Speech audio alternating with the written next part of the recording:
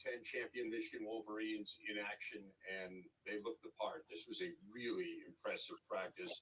Give people a sense of what you saw and the impressions that you drew today.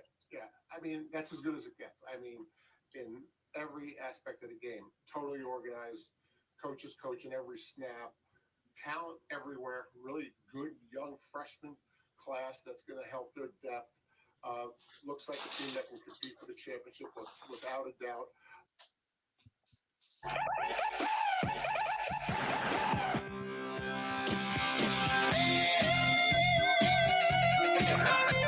Okay, welcome in on this Thursday. You probably noticed those two guys that were on the screen there, the Big Ten Network. They were in Ann Arbor yesterday. That was Dave Revson and the coach, Jerry DiNardo. We're joined by the coach, Jim Scarcelli, who is on the screen and is here as per usual on Thursday. Scar, how you doing? What'd you think of what Jerry DiNardo had to say there? I mean, you can tell Coach, he coached because he understands what's important, man. You want organization. Everybody has a plan. Everything's working on a schedule. And he has coaches coaching hard. He understands how important that is. You know, everybody is communicating. I wanted the same thing. I learned that from Bo. After every play that is run, I wanted to hear something out of my coach's mouths directed at some player. You know, either he's good, he's bad, something. You know, give communication. So that's what you get when you come to a Michigan practice. It's a lot of energy, a lot of communication, and organization. Yeah, Harbaugh spoke yesterday as well, and I know some of the media members didn't like when he said, "Hey, you want to know how the quarterbacks are playing? Ask Jerry and ask Dave. They look pretty good." And everybody was like, "We want to see them." And so the quarterbacks performed well when both Revson and DiNardo were there. So that's a bit of good news. And we've got a lot of things that are going on. In addition to what we're talking about, we've got some big news, Scar. And we're going to tell people about the Telestrator that we are going to enact here coming up. We also have some predictions for you with the Western side of the Big Ten. Jim's also, because a week from Saturday, we do actually have games to select. Maybe you've got a game this week in mind.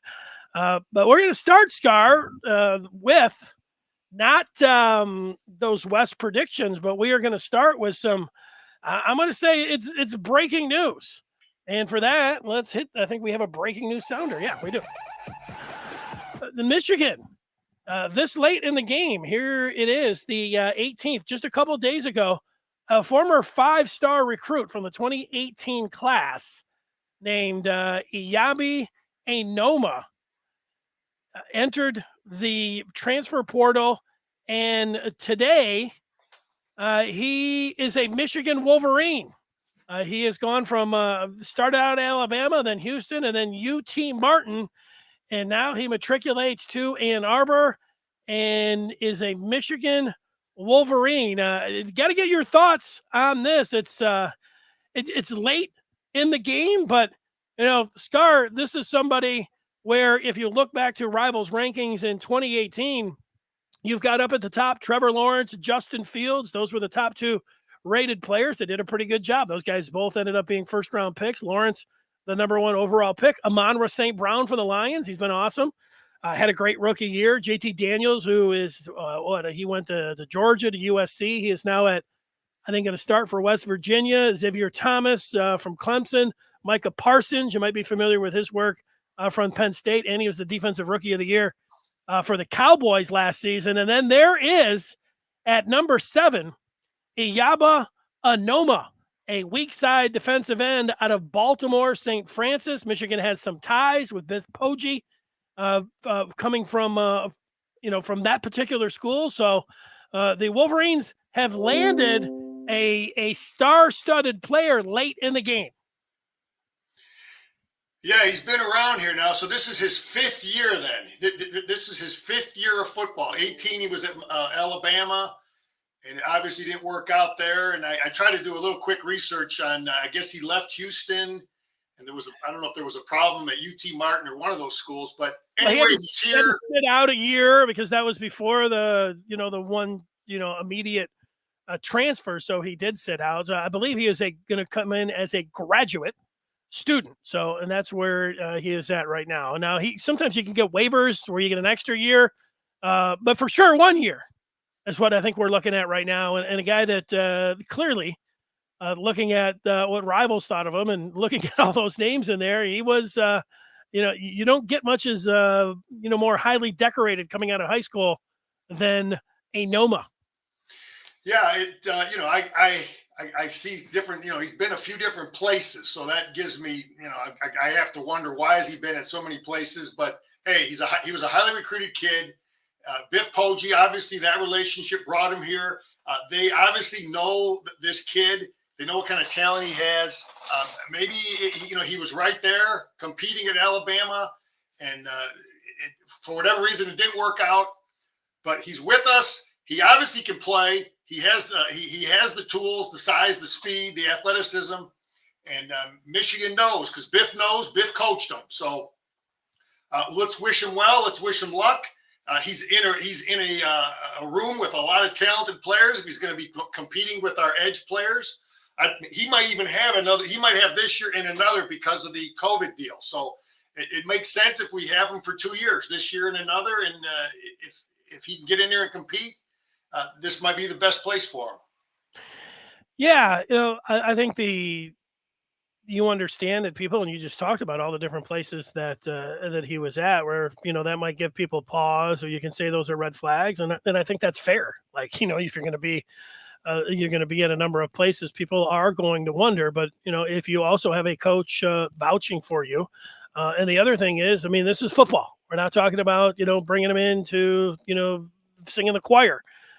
You're talking about, bringing somebody in to see if he can play football, get him into the team environment up here, a second chance. I don't know if we want to call it a third chance or whatever it is.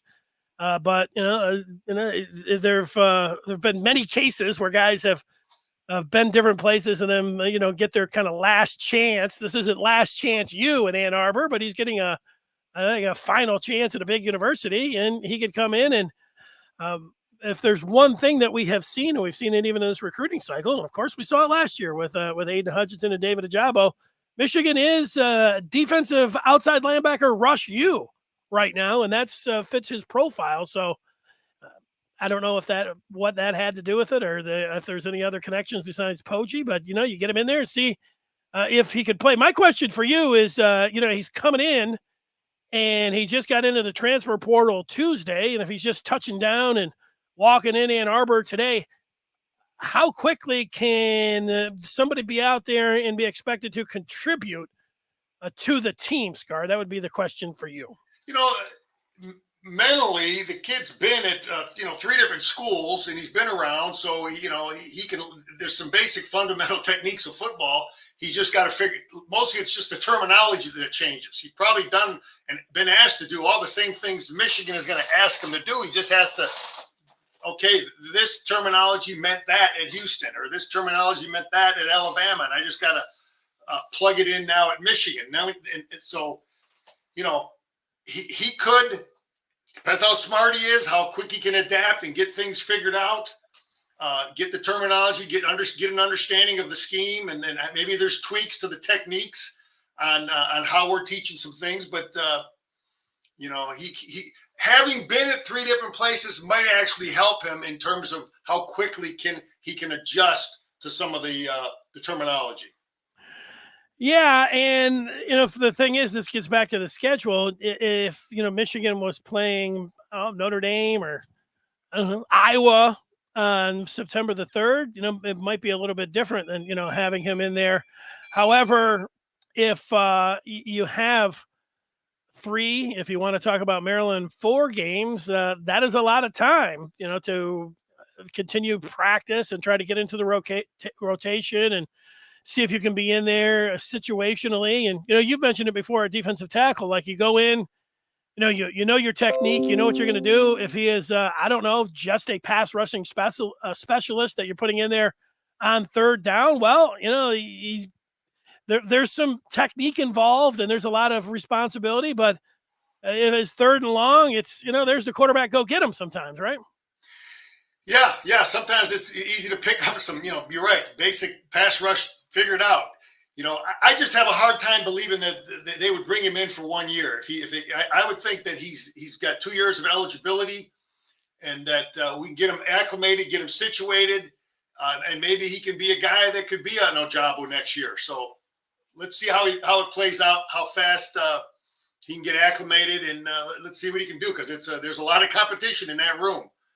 And we're hearing good things about Derek Moore too. So that's a question. Do you give this guy reps in place of Derek Moore? Those are, and you're only going to have so many game reps these first 3 games. Well, if that's true, and the other part about it is you see the punters, he must have a subscription to Pro Football Focus, or he's saying that he didn't grade out. I didn't look at his grades at Tennessee Martin. I didn't even know they had PFF grades at UT Martin. I saw he had a lot of sacks there. He's talking about maybe, when you say there's been talk and these kind of things. Look, he performed pretty well when he was out there on the field at either Alabama or Houston. He came in to college very highly touted, and whether you want to say this is a project, whether you want to say, it's a shot, you can see, maybe it pays off big time. Maybe it doesn't do anything. You do wonder, Scar, whether it takes off, because you mentioned Derek Moore and you only have so many snaps. If this was a sign where Michigan was looking for somebody because they felt like they needed help at rush end, or if this guy's talent, sometimes you're just sitting there and the talent is just too good. And you say, of course, we're going to take a shot at a guy that's got, first round talent in the NFL. That was one of the highest rated recruits. And now, he's been around for a few years. So there's a lot of programs that say, of course you would do that. So we don't exactly know if this was something where they felt like they really needed some help, or if they're just taking a shot because it's available and they had a spot. Biff Poggi's the key guy here. This might be what the kid needs to be around a comfortable face, a guy that he coached them in high school, and maybe that connection, it might be what the kid needs. And obviously Biff knows the kind of talent this kid has, and maybe Mike Elston can bring it out, because just every coach is different. Danny, it's just like anything else in anything we do in life.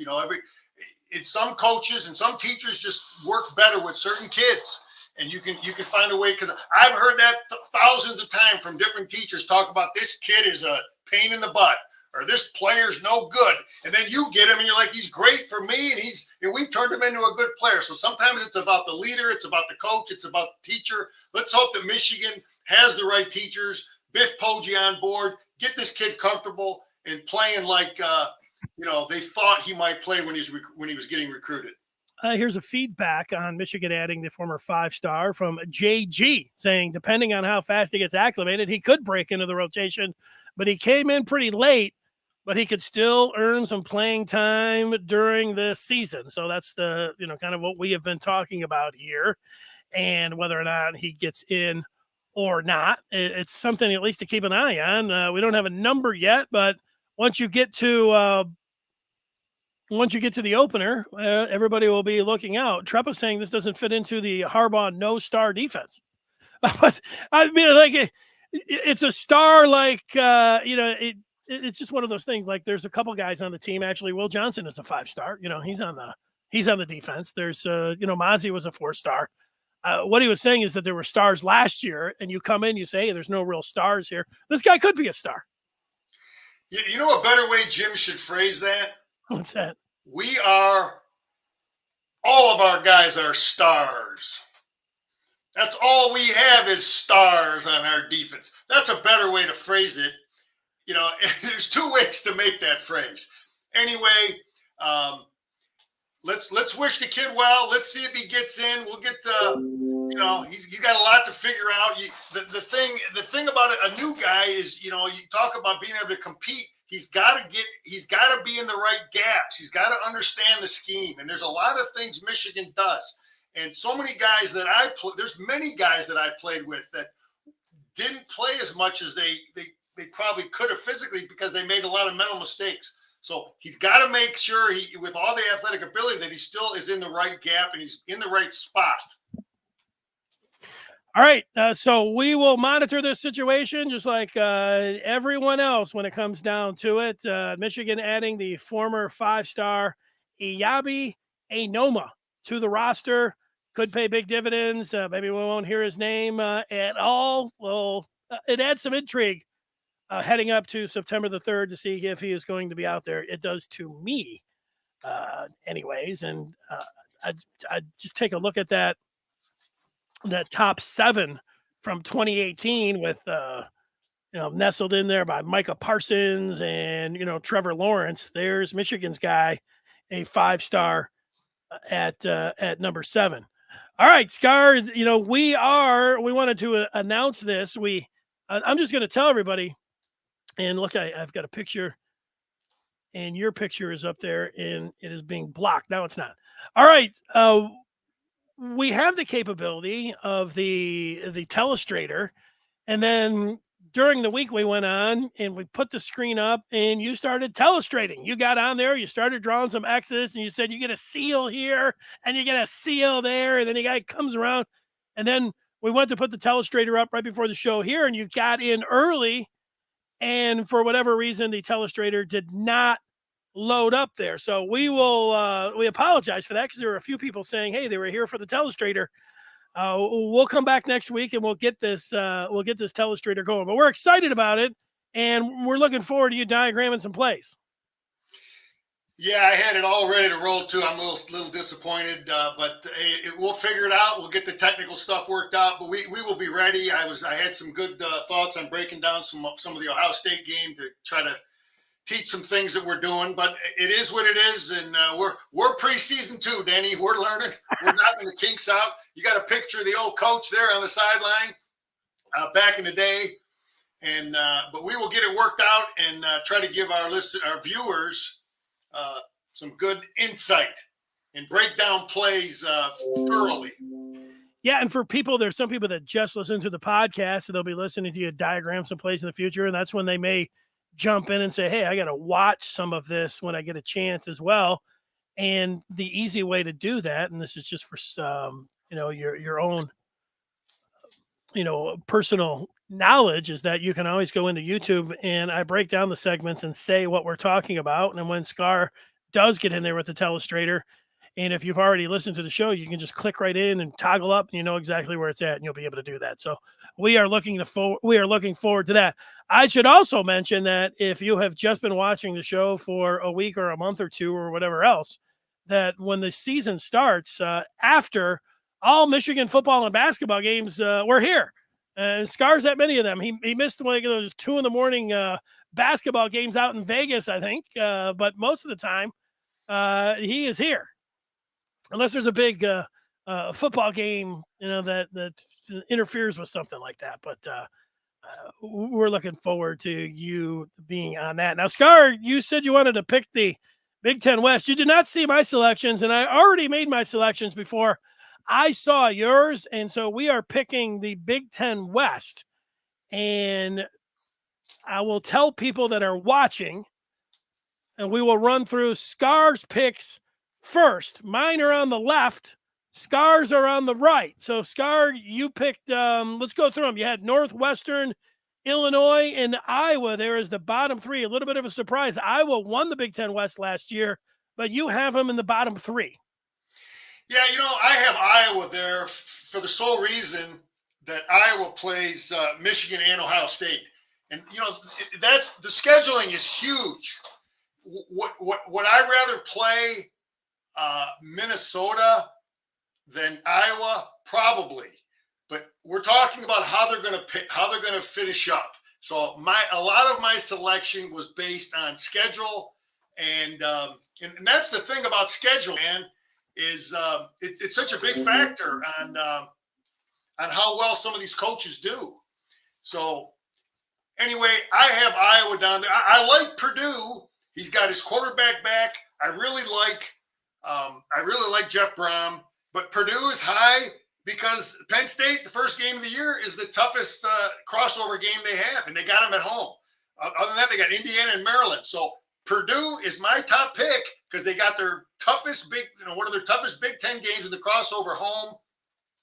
and then they do really, and again, they get Indiana and Rutgers. So I could go down my list. I have Nebraska as my second team. I think Nebraska he's a good coach. He's going to have a new quarterback. They're really good on offense. His crossover schedule, he only has Michigan, and he's got Rutgers and Indiana also. So those are my top two, Denny. You go ahead and sell me on your top two and why. Well, we have a lot of similarities here. Both of us have Iowa. I think, some people might have Iowa based on last year, and they do have a great trio of linebackers, all of them up for the Buckus Award. And, they had all those takeaways last year. But, yeah, we're not impressed with the offense. So you and I are on the same page there. We're also on the same page with Nebraska. Scott Frost has been really close to getting some of those big wins. He hasn't, but I think he's a pretty good coach too. And I think at some point he's going to break through a little bit. I wouldn't be surprised to see Nebraska win it, but I put Wisconsin up at the top there. We're not so far away. I mean, I got Purdue up in the top three. So I think a lot of it we see the same way, but you would get more value on your selection if you were going to Vegas. They would have the longer odds. I think Wisconsin's probably the favorite. So I wouldn't. You went with more of a longer shot. And if that comes through, it would pay off a lot more for you, Yeah, well, Wisconsin plays Ohio State, and that's the big, big difference there, and looking at my list, I like Minnesota 3. I like that they got a 6-year quarterback back. He's good, and Fleck is tough. He's recruited good, and they're tough to defend. I've got Wisconsin number 4, because they play Ohio State. And I think people are getting smarter to their offense. I think people are getting better at figuring out the things Wisconsin's doing. And just overall, the whole Big Ten. I've got Iowa number 5, mainly because of that schedule. They get Michigan and Ohio State. Illinois is a team that the reason I have them low is they got one quarterback that they picked up as a transfer, and the backup kid is not very good at all, the kid they got from Rutgers. So if that kid can stay healthy, the first string kid, they could actually beat anybody in that Western division. I have them as a team that I think is going to improve, but I really question their quarterback depth. And if that kid gets hurt, I don't know. But Northwestern, I got them on the bottom. They got Ohio State and Penn State in the crossover. And Northwestern seems to be a team that is so quarterback reliant. He's going to play good defense, but Fitz is, he has a quarterback. He has 9 wins. He doesn't. He's got 5 wins. So he's, you want to be a team that can play consistently and not be so quarterback reliant. So I don't know what to expect from Northwestern. I got them low because they seem to be a team that's so quarterback reliant. Well, they stunk last year. I put them in front of Illinois just because I like Pat Fitzgerald as a coach, and I don't think that they'll have a repeat from last year. But I understand right where you're coming from with Purdue and Aiden O'Connell. He's a gunslinger. He could just stand in there. He's got a great arm. And when you have an experienced guy, Tanner Morgan, I like what he's done at Minnesota. I think Fleck's a pretty good coach too. And even though I have Minnesota one spot down from you, Wisconsin just brings the same thing that they've always brought. They got big offensive line. They got a pretty good quarterback. They got a really good running back. And they just, they're going to play. I know you said they figure them out, but you better bring your lunch pail and be ready to tackle when you play the Badgers. And I think that they will end up in the winner's circle. We'll see. Let me say this, Denny. From a Michigan standpoint, for me, if I'm Michigan, the last offense I want to defend, I think, is Nebraska. And we're going to get that chance because I think we have a great scheme against Wisconsin, Iowa, Illinois. But Nebraska does a lot of stuff that is just tough to defend. I believe we'll do a great job defending it, but that's the last team of the Western Conference. If I'm Michigan, I want to defend because I think I have a great deal of respect for Frost. And Purdue might be schematically, that guy's really tough to defend. Who I think has the best defense in the Western Conference, I think it might be Wisconsin. Leonard is an outstanding defensive coach. He might be the last guy I want to go against in terms of the defense. So that's how I rate those people. Good analysis. We're going to put these in stone. I will save these predictions, and we'll see how it looks for us during the year. We have a question specifically for you. It's not about the Big Ten West. It's about the Big Ten East, and it is from Antoine, who writes in, can you ask Scar about Ohio State's defense? I think Ohio State's defense can be a might be flimsy against a Big Ten power running scheme. Well, listen, I tried to do some, I watched Oklahoma State a little bit last year. I've watched what this guy does defensively. And there's nobody in the Big 12 that ran the stuff Michigan runs. Okay, so that's great for Michigan. All right, the guy has a reputation as a good coach, and he did a great job defending spread with not the best players at Oklahoma State. But we don't run spread all the time. We ran some spread. So that's the big question at Ohio State. How much I saw in their spring game, Ohio State's offense was running some Michigan stuff to help their defense. And, and their defense, Ohio State defense, sees spread all day in practice. So you get good at what you defend and what you see all the time. So, Antoine, we're going to find out how good a job they do against, the tight ends, that type of an offense. Now, let's see who else. Ohio State plays in the crossover. They've got Iowa. So we'll see. We'll actually get a pretty good test, a good idea of what the Ohio State defense does when they play Iowa.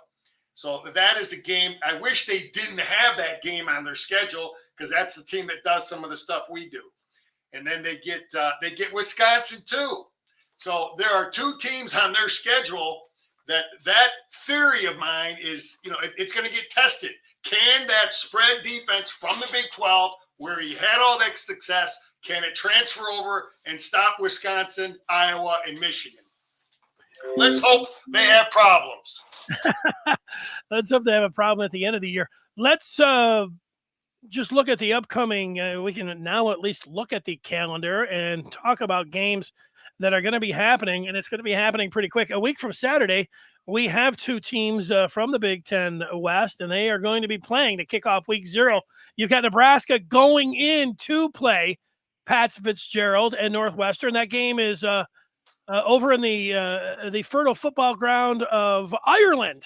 They'll be playing that one, Nebraska, Northwestern. But a week from Saturday, Scar, we're talking about Big Ten football in Ireland.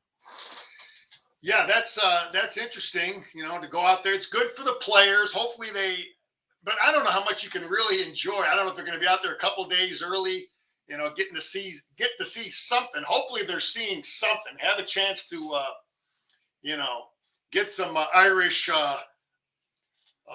Coca-Cola, some green Coca-Cola or something. I was going to say beer. They're too young for that, but not all of them.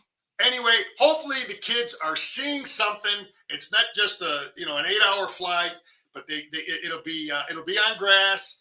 And I really like Northwestern with 12.5 points. That's actually my pick, Denny, for this. I'm gonna have a pick every week for our listeners. And 12.5 points. We don't know much about really either team. Both teams going to have a new quarterback. They both play real good defense. The over/under is 44. I don't know how many points are going to be scored, but I like Northwestern with the 12.5 points because, again, Northwestern is a team that they live and die with their quarterback. Like a lot of teams do. You don't want to be that kind of a team, but they're going to have a new quarterback, and we'll see but I'm definitely fired up. We're 9 days away from Big Ten football. Oh, Scarcelli, I think you'll pick the Fitzpatrick with a name like Fitzgerald. Fitzpatrick, close enough. That would be good enough for me to pick. And they might go kiss the Blarney Stone and get it done. That was a pretty feeble attempt at an Irish accent right off the cuff there. But, okay, first pick of the year, Cats. And then take the 12.5 points. Take the points. I just, first game of the year, we don't know what we're getting. If you're going to give me 12.5, because Northwestern has played them pretty tough and defended them pretty well in the past. You know what I like?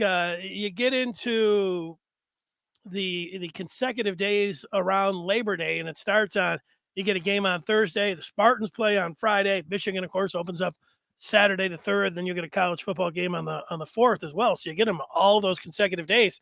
On that Thursday, to when the calendar flips, September the 1st, you got Penn State going to Purdue on a Thursday night. and Purdue is at home getting a field goal. Scar, that's your team. Are you ready to pick you don't want the points. You're not going to need the points. You're just going to take Purdue outright. You got a little time to think about that one, but I'm guessing that's what you're going to do. Well, I don't know. I mean, like I said, that's their toughest crossover game, and they got him at home in a perfect situation. It'll be a packed house, and he's got his quarterback back, and Jeff Brom is a great play caller. And, Penn State will have their 6-year starting quarterback also back. So that'll be a great game. And Purdue has they've had success against them. Yeah, I'm with you. I'm ready to go in and take the outright upset as well when it comes down to Purdue. Okay, well, let's get to some of the questions here and the feedback from the people. What do you think, Scar? Okay, I'm good. Yeah, I want to get into some thoughts that on some of the quotes Harbaugh was saying and some of the people he had in and some other stuff we can get into. All right, here comes the first question, and you can get them in on the feedback. Adrian saying, what do you think the biggest difference is between a 4 and 5-star? Is the gap that big? I had a high school coach or a college coach come to my school one time, and this guy laid it out about as clearly as you could have it. Let's just take an offensive tackle. Let's just take a 5-star offensive tackle.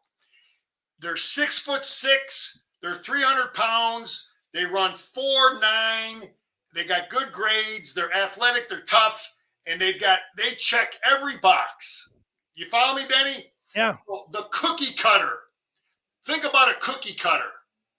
Okay, you know how a cookie cutter, they're different sizes for different cookies, right? And that was the terminology this college coach used when he was explaining it to my players. He was talking to my players so they can get an understanding of, the different levels.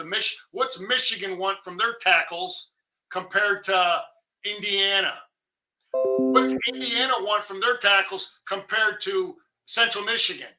And what's a Central Michigan offensive tackle going to look like, compared to a Ferris State offensive tackle?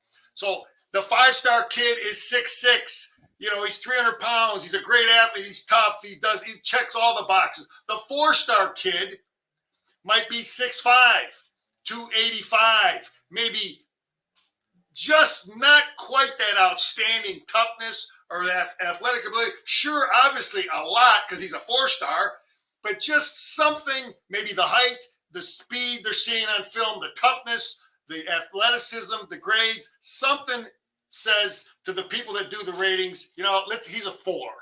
So now we go down to the 3, and it's the same thing. The offensive tackle, he might be 6'5", he might be 300 pounds, but he might be a 5-flat kid. He might just be a little slower, not quite as much toughness, but there's something about when they got all them boxes they check, right? We all check our boxes with players or girlfriends or whatever. You got it? So the 3-star guy, there's some box that he didn't check as good as other guys. And then obviously we get down to the, now we get into the MAC level type of kid. They're looking at 2- and 3-star guys, and everything's that cookie cutter is a different size for the 5, 4, 3, 2, Division 2, Division 3.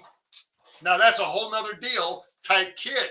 And I've had kids that have played it all, it fit all them boxes, and it's really the cookie cutter is the best way to think about that. You just wonder who's the guy deciding the cookie cutter, okay? Because sometimes people misevaluate, the intelligence, the mental toughness, the physical toughness. They got something wrong on those evaluations. Yeah, I think that explains it well. If we just sit here and talk about how do you win football games, you're not going to get too far. The coaching and camaraderie and teamwork and grit and all those things, you talk about all those things, but talent. And so you want talent, and you got to get talent. So, but talent's not everything. So, but you want it, and you want the best talent, but you want those other things too, and have all of those things. And then you want development. to go along with that. And so a lot of things that go into it, not just being a great recruiter, not just being able to get 5 stars, and you can be a great developer of talent, but if you're bringing in the walk-ons and 3 stars, they're just not getting like the big boys. It's it's just going to be difficult to have sustained success. So I use it as a guide. It's fun, to look I just know how I for years would look at the NFL draft, Scar. You sit there and you talk so much about the top half of the draft, the first pick, the first 5 picks, the first 10, and then overall the first rounders. And that you need to, of course, hit on that player, but you need to hit through rounds 2 through 7. And, you need to hit with the undrafted free agents as well. They need to be a part of your team. There's a lot of different pieces of the puzzle that need to come together for a successful football team, whether you're talking about college or pro. But, we all get swayed. It's tough, man. When I see 5-star, it gets my attention. Yeah, that's you can see the physical stuff there, and then they talk to the kid to try to get an idea what kind of family and what kind of kid he is. Does he have great work ethic? I think I've shared that story how a coach asked me one time I was recruiting one of my kids, hey, if this kid has an 8 o'clock class and he's got that class a mile and a half away and there's a foot of snow on the ground, is he going to be there? Is he going to that class? That 8 o'clock class, foot and a half snow. Because right away it brought back memories to me. Anybody that played at Michigan, I remember I had a class at Angel Hall, boy, and that was a good mile and a half from South Quad. And, and that question, I had to answer that question all the time. What is my question here? Scar would have been a 5-star recruit. Well, let me jump in, because I had somebody that played with you that told me, he said it like this. He said, remember this, Scar could have played anywhere in the country. And I said, oh, so Scar was a big-time recruit. He said he could have played anywhere. If he wanted to go to Notre Dame, he could have played at Notre Dame, could have gone to Florida. So, Scar, I mean, I don't know. You think you would have been a high 4-star? A 5-star? If they didn't have the star ratings for you, though, right? So, but what do you think? We had a blue chip list in Michigan that I think it was Markowski, one of those guys, talked to coaches. He was the first one to start that. But yeah, I mean, and basically back then, if Michigan offered you, more than likely, Notre Dame or anybody else was going to offer you too. So yes, I did have, I could have gone anywhere, Notre Dame and in different places. And but it was so different back then, Denny. It was so hard to get film. Nowadays, these high school coaches, they don't know how good they got it. In my day, you had one film. A team had one film, and you got maybe 8-10 players that want to send that film up. Howard Schnellenberger offered me a scholarship at the University of Miami, and he never seen film of me, never seen me play. The only thing he knew was that Michigan offered me. That's all he knew. I went down there on my visit, and he knew I was a tight end, defensive end. And I asked him, I said, what position do you want me to play? He said, you can play either side you want. That was his answer. You want to play defense? Go ahead. You want to play tight end? He never saw me play because it was so hard to get film. This is 1980. It was a different world in terms of technology. Now these huddle makes it so easy, for coaches to get the tape. But anyway, that's that. I don't know where I would have been ranked, but again, you got offered by Michigan. More than likely, you could go to anywhere in the country at that time.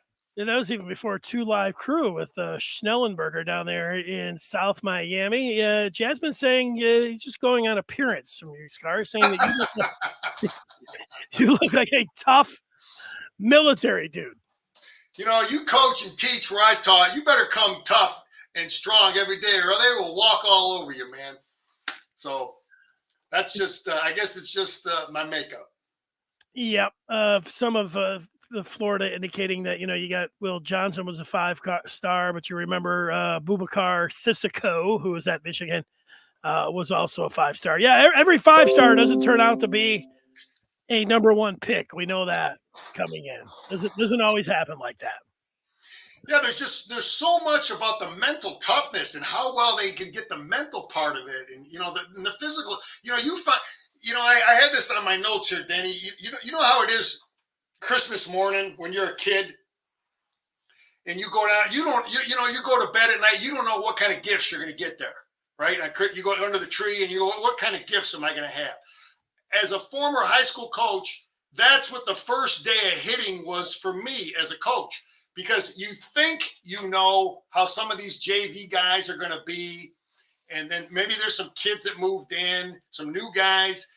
And now the same thing for the college coaches. That first day of hitting or that first scrimmage, now you can watch guys run around in shorts and shoulder pads, and you don't know nothing until we got some collisions going on. Okay, it's full go collisions. Now you found out about that Christmas, man. It's like, wow, this kid can play. I opened up that gift over there, and it's like, oh no, that was from that initial first scrimmage. I don't know, that was kind of a dud. But wow, this other one over here, this kid, wow, you see that kid? And again, you can get and 9 times out of 10, that first scrimmage and that first impression is when you've been around coaches as long as I have, and these other guys, you can get a pretty good idea where a kid stands in terms of toughness and and competitiveness, that first scrimmage. Give me an idea. Jim Harbaugh, we saw him speak yesterday. He said a lot of different things. He addressed the media, and then later on, I don't know if you saw him, he had a lot of the same things to say to DiNardo and company, but he also had a few other different things. I don't know how much of that you watched. Do you have any impressions of anything that Harbaugh said yesterday? I just like in general that Jim is always trying to develop our guys. He's putting people in front of them to speak to them. He's taking them different places. He's got Michael Phelps coming in, talking to our team, and just little things like Jim talked about, getting your sleep. God, it took me a couple of years to figure how important that was, with the demands of football and school, and the things that Michael Phelps was talking to the team about, your sleep, your water, the small things, the little things. And Jim talked about the tone setters and, bringing people in to talk to the team. I know when I played, Bo used to bring in people from the FBI and law enforcement. And the guy would talk to us every year about, watch out for certain shady characters that want to infiltrate your group, your friend, your group of friends, your team. And that was so true. There were times when, you go up on campus and maybe this guy's a couple years older, and he's kind of hanging around the team, and you don't want to get, because Bo was smart about that, man. Some of these guys are trying to get information for bookies, for gamblers, who's hurt. They start asking questions about those things. So I know Jim is doing the same thing, bringing those people in so we don't get caught. I know that's kind of a different topic, but it's those are things that college coaches do to bring in to talk to their team. No, I like anywhere you're going there. Here's a question from Ferris. Any thoughts on the Big Ten TV deal that came out just as we were going on? But I can give you some of the particulars here, some things that people may not have known about, and we can comment on it live. There it is, historic media rights deal. More expansion ahead. This is from Brent McMurphy. He's saying in 2024, CBS will televise the Big Ten football title game, ending 13 consecutive years on Fox. And he's got the upcoming Big Ten title games going all the way to 2029. You see Fox, CBS mixed in there, NBC. So everybody talking about that it was going to be. So no ESPN. They're aligning with the SEC. But Fox gets the number one games. You got CBS and NBC all day long, 2, 4, and 7. To me, Scar, the winner, they're people that don't have cable and just have the antenna. Like you used to have the old antenna up. Now you have the digital antenna. I can say that my mom, she does not have cable, but she has 2, 4, and 7. She'll get all of those Big Ten games on Saturday. If she wants to sit around and watch all those, she'll like watching Michigan. Yeah. So those are the big winners. And as much as I like ESPN just because of the name and everything, CBS, to me, their high def just hits a little bit different. It's a little bit better. I don't know if it's it's the 4K or whatever fiber optics they're using or anything else, but man, that's CBS. When they used to play those SEC games, you would watch that, and I would just be mesmerized. Like, this is the greatest looking TV coverage that I've ever seen. And now they'll be doing that with the Big Ten. I like CBS covering Big Ten football. Yeah, I like the idea that you don't have to have money for cable television. Everybody can watch it, and that's good. Because sometimes ESPNU or ESPN2, and you got to have a package for that. And with inflation and everything else that's going on. But yeah, so I like that. Denny, for me, my DVR doesn't work as good on CBS for some reason, but I'll get it. It's fine. The DVR is a must for me during football season. So I got a good DVR, and but yeah, it's all good. It's a lot of money, and it'll help all the athletic departments compete. Because there's money to be spent on facilities, but I'm always going to be looking at what's best for football players because that's what I was, and so when you talk about money, I'm always wanting, how can we reward the breadwinners? Because that contract is going primarily because of football. Yeah, and I usually just care about me and in Michigan, watching Michigan games, and I was a little bit worried that there might be a game that they could be putting on some kind of streaming service on NBC like Peacock. They may still do something like that, but I don't think the Michigan games. Maybe a Michigan basketball game if they get into, but I don't even know if they go that direction. I think that's where it's going to hurt not being on ESPN. But they've got those different channels on Fox and everything else. That's like 90. It takes a little while. It takes a little maneuvering, to figure out where all the games are at. You know what I did, Danny, the other day? There was a Virginia BYU game on, and I was able to watch the big center for Virginia, number 55, Big Ole. And I was really able to break him down, boy. And we got a good-looking center there. This kid's a tough, mean kid. He has a chance to, to really gleek somebody. He will. He was really consistent. I never saw him get even any kind of allow any kind of pressure from a pass rush standpoint. And he plays nice and low. He's not the tallest kid. Plays with great technique, but he is a tough, mean kid. And that was a great job going and find him. All right. Another question coming in. I see your name at the beginning of it. Scar from JG. How do you feel about Notre Dame doing everything they can not to join the Big Ten? Yeah, that history there goes back a long time when we tried to get them in years ago. And, they got what they want. They want to do their own thing, and but they're in the ACC. They try to. Yeah, they'd rather play some of those ACC teams than have to deal with some of the Big Ten teams. But yeah, there's a long history with Notre Dame and the Big Ten, and I don't know if their administration looks at some of those things. I mean, it goes back to Yost and Rockne, and you got to look into some of that stuff, but. I don't like Notre Dame. Never liked them. I knew the day Michigan played them when I was in college, and Michigan lost that game on a 50-yard field goal at the last second. That's the day I knew I was going to Michigan. I was just crushed.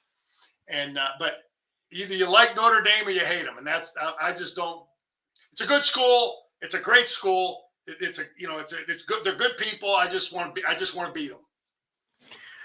Yeah, I think the long-standing rivalry that you just talked about, Yost and Rockne hated each other. They wouldn't play for the first 50 years or whatever else. And then, they started playing again in 78, Rick Leach and Joe Montana, Michigan won that game. And, there've been some great games. I look at it like this. Yeah, Notre Dame, there's nobody more pompous and arrogant, some people would say, than Michigan, than Notre Dame. Like, so they got some similarities there. Like, they think everybody else is below them. And so that is going to tick you off. And, so you say to hell with Notre Dame, but I always say that. And then they would play Notre Dame, and I love the game. So I like to see Michigan playing Notre Dame, but it's always like, well, you're allowing them to, do whatever they want. You're enabling Notre Dame. The Big Ten does, but they play them because you like the TV ratings and everybody likes the game, but then you allow them to continue with their status. Maybe I think people see that NBC. There was a story this week. I forgot exactly what it was, but we talk about Notre Dame so much in the Big Ten that I saw it and it was kind of like, all right, whatever, maybe. because it's an NBC deal and Notre Dame's there, the idea that maybe the two would come together.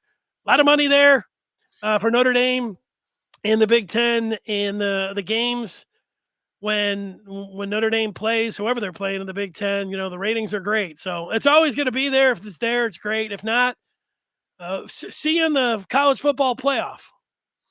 Yeah, the Big Ten Network and the Big Ten, they don't want 3 teams from the same state. It's all about having one team from a state for that to sell more Big Ten, subscriptions, the Big Ten Network subscriptions. So that's what I think hurts them too. But anyway, we can. Danny, do you want to try one more time to get this? If I hit share here or no, real quick.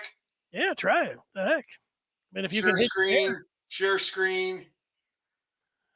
Scar trying the live Telestrator. I mean, he had all these the plays hooked up. We did it during the week, and it worked like just like a snap. And sometimes when you run through things and it works perfectly, you're like, well, what else do we need to do? Let's do it.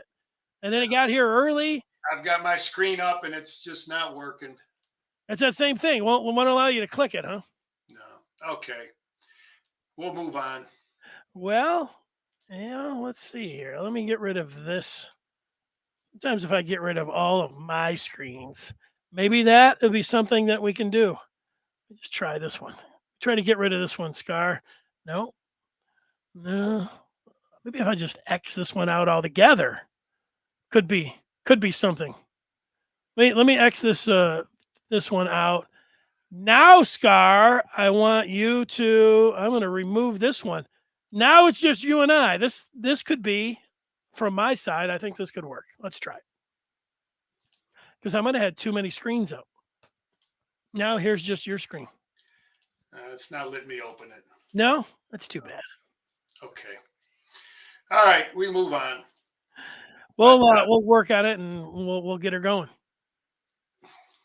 All right, Scar. Well, we'll give it another shot at the Telestrator coming up on Thursday. The season's rapidly approaching. We are ready to go. Any teaser on how you think? Like you've been pretty high on Michigan all off season. I doubt that you're gonna take a U-turn before the start here. You're teasing everybody with the Big Ten East predictions and the Michigan prediction, but how good do you think Michigan's going to be? The table is set. As a coach, that's all you can do as a coach. And I look at what Jim Harbaugh has done. Okay, he replaced 2 really good coordinators with 2 really good coordinators. We've recruited really good players. We've done a good job of developing depth. We're not going to throw anybody in these games that hasn't been through it, that hasn't been prepared. So that whole offense, darn near all those guys have had plenty of reps. Plenty of big-time game reps. We got 2 experienced quarterbacks. Defensively, we got a lot of guys that are going to be replacing guys, but we've prepared them. We've done the things to prepare them. So there's nobody on our schedule we can't beat. It's just who's going to make plays, Denny. We talked about last week. Are we going to find playmakers? Are our quarterbacks going to play as smart, turnover free football? Are our receivers going to make great catches? And outplay people by making plays. I believe that Jim has set the table for these players to do those things. They got to do it. We have the talent to do it, and it's just a matter of doing it. Great job. That's the way to end it up strong. We'll talk to you next week, Scar. Great job. All right, Denny, go blue.